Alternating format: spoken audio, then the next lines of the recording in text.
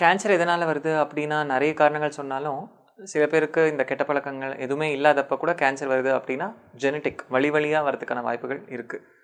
So காமனாக வரக்கூடிய doubt அப்படின்னு பார்த்தீங்கன்னா, ஒரு பேஷண்ட்டோட பேரண்ட் இல்லை சிப்ளிங், அவங்க தந்தைக்கோ தாய்க்கோ வந்திருக்கு, இல்லை அக்கா தம்பி யாருக்கோ வந்திருக்கு அப்படின்னா அவங்களுக்கும் வரதுக்கான வாய்ப்புகள் இருக்கான்னா டெஃபினட்டாக இப்போ ஜென்ரல் பப்ளிக் கம்பேர் பண்ணால் அவங்களுக்கு வரதுக்கான வாய்ப்புகள் கொஞ்சம் அதிகம். இது நம்ம தவிர்க்க முடியுமா, ஆர் அட்லீஸ்ட் ஒரு ஏர்லி ஸ்டேஜில் கண்டுபிடிக்க முடியுமா அப்படின்னா எஸ், கண்டிப்பாக கண்டுபிடிக்கலாம்.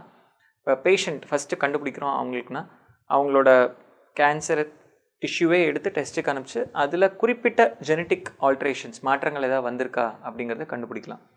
சப்போஸ் அப்படி குறிப்பிட்ட ஜெனட்டிக் ஆல்ட்ரேஷன்ஸ் வந்திருக்கு அப்படின்னா அவங்களோட சொந்தக்காரங்க, ஃபார் எக்ஸாம்பிள் அவங்களோட பசங்களுக்கோ அவங்களோட அக்கா தம்பி அண்ணா தங்கச்சி அவங்களுக்கெல்லாம் கண்டிப்பாக செக் பண்ணால் அந்த ஜெனட்டிக் ஆல்ட்ரேஷன்ஸ் இவங்களுக்கும் இருக்கிற பட்சத்தில் ரெகுலராக பிளட் டெஸ்ட்டோ ஸ்கேனோ எண்டோஸ்கோப்பியோ கொலனோஸ்கோப்பியோ பண்ணி ஆரம்பிக்கிற ஸ்டேஜ்லேயே கண்டுபிடிச்சிட்டோம் அப்படிங்கிற பட்சத்தில் எண்டோஸ்கோப்பி மூலமாகவோ கொலனோஸ்கோப்பி மூலமாகவே வந்து அதை குணப்படுத்திடலாம். பெரிய ஆப்ரேஷன் வேணுங்கிற அவசியம் இருக்காது.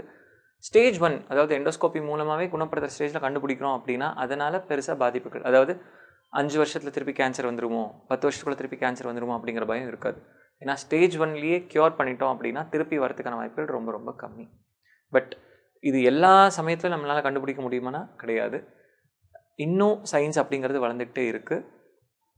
குறிப்பிட்ட மாற்றங்கள் ஜீன்ஸில் இருக்கிறத கண்டுபிடிச்சா, சப்போஸ் அதே மாற்றங்கள் அவங்களோட சொந்தக்காரங்களுக்கும் இருக்கிறத தெரிஞ்சுக்கிட்டா நாம் இதை ஃபாலோ பண்ணலாம்.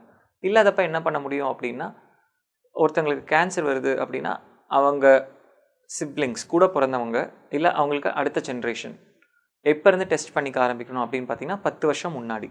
உதாரணத்துக்கு ஒரு பேஷண்ட்டுக்கு 50 வயசில் கேன்சர் வந்திருக்கு அப்படின்னா அவங்களோட சொந்தக்காரங்க அவங்களோட 40 வயசுலேருந்தே இல்லைனா அட்லீஸ்ட் 50 வயசு போகிறதுக்கு முன்னாடி இருந்தே சில டெஸ்ட்லாம் ரெகுலராக பண்ணிக்கணும். ஃபார் எக்ஸாம்பிள், இப்போ இரைப்பை கேன்சர் வந்திருக்கு அப்படின்னா எண்டோஸ்கோப்பி ரெகுலராக பண்ணிக்கணும். பெருங்குடல் கேன்சர் வந்திருக்குன்னா கொலனோஸ்கோப்பி ரெகுலராக பண்ணிக்கணும். பித்தப்பை கேன்சர் இல்லை கணைய கேன்சர்லாம் வந்திருக்கு அப்படிங்கிற பட்சத்தில் அல்ட்ராசவுண்ட் ஸ்கேன் ரெகுலராக பண்ணிகிட்டு இருக்கணும். நுரையீரல் கேன்சர் வந்திருக்குன்னா எக்ஸ்ரேயோ, தேவைப்பட்டால் சிடி ஸ்கேன் டாக்டரோட அட்வைஸில் கண்டிப்பாக இது பண்ணிகிட்டே இருந்தோம் அப்படின்னா வெரி வெரி அர்லி ஸ்டேஜ், ரொம்ப ரொம்ப ஆரம்ப கட்டத்திலே கண்டுபிடிச்சி பெரிய சர்ஜரி இல்லாமல் சின்ன சர்ஜரி மூலமாகவோ இல்லை டார்கெட்டட் தெரப்பீஸ் மூலமாகவோ அதை டெஃபினட்டாக சரி பண்ணிடலாம். இப்போ சில பேருக்கு நாம் சில சினி செலிப்ரிட்டிஸ் கூட கேள்விப்பட்டிருப்போம், அவங்க ஜீனில் ரிஸ்க் ரொம்ப ரொம்ப அதிகமாக இருக்குது, இது டெஃபினட்டாக வரத்தான் போகுது அப்படிங்கிறத தெரிஞ்சுட்டா கேன்சருக்கு வரத்துக்கு முன்னாடியே கூட சில பேர்லாம், பர்டிகுலர்லி ஃபாரின்லாம் பார்த்தீங்க அப்படின்னா அவங்க 2 மார்பகங்கள் பைலேட்டரல் மாஸ்டெக்டமின்னு சொல்லுவோம், ப்ளஸ் அவங்களோட யூட்ரஸ் இதெல்லாமே ரிமூவ் பண்ணிக்கிட்டாங்க. ஸோ தட் கேன்சர் வரத்துக்கு முன்னாடியே அந்த ஆர்கனை எடுத்துட்டா கண்டிப்பாக கேன்சர் வராது அப்படிங்கிற ஒரு கான்செப்டில். அந்த கான்செப்ட் இந்தியாவுக்கு வரதுக்கு கொஞ்சம் டைம் ஆனாலும் ஃப்யூச்சர் அப்படி தான் இருக்க போகுது. அதிக கேன்சர் வந்தாலும் அதுக்கான ட்ரீட்மெண்ட்டும் அதிகமாகிட்டுருக்கு.